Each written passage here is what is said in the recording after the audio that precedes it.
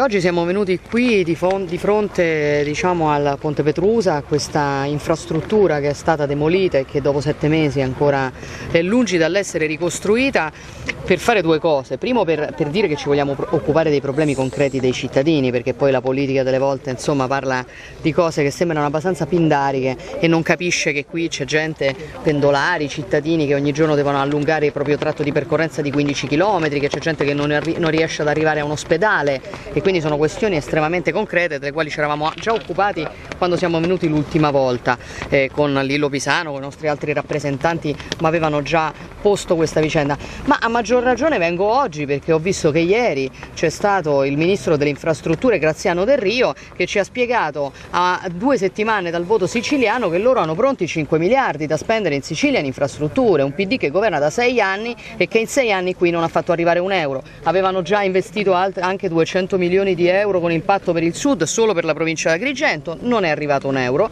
non è aperto un cantiere, non c'è assolutamente niente. Ci sono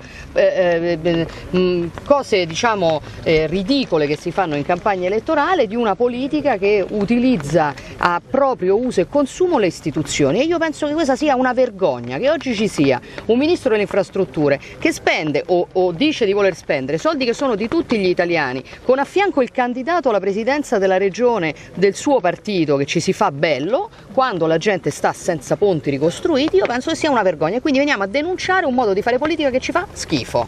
Noi siamo completamente diversi da questa roba qui. I soldi dei cittadini si spendono per fare gli interessi dei cittadini e non gli interessi dei partiti, e possibilmente si spendono o si fanno finta di spendere non a 2 settimane dalle campagne elettorali per prendere i voti.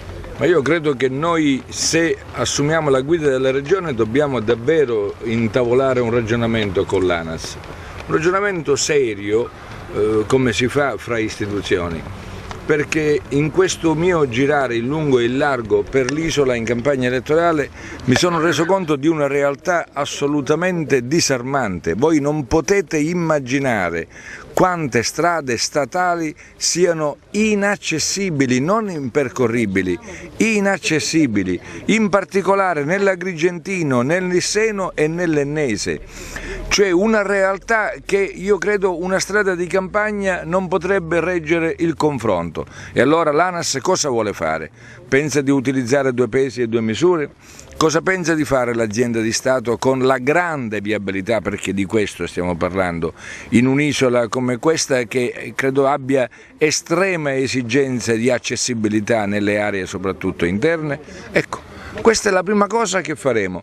Dall'ANAS ci aspettiamo una risposta convincente. Qualora la risposta non dovesse essere convincente, apriremo un contenzioso serio.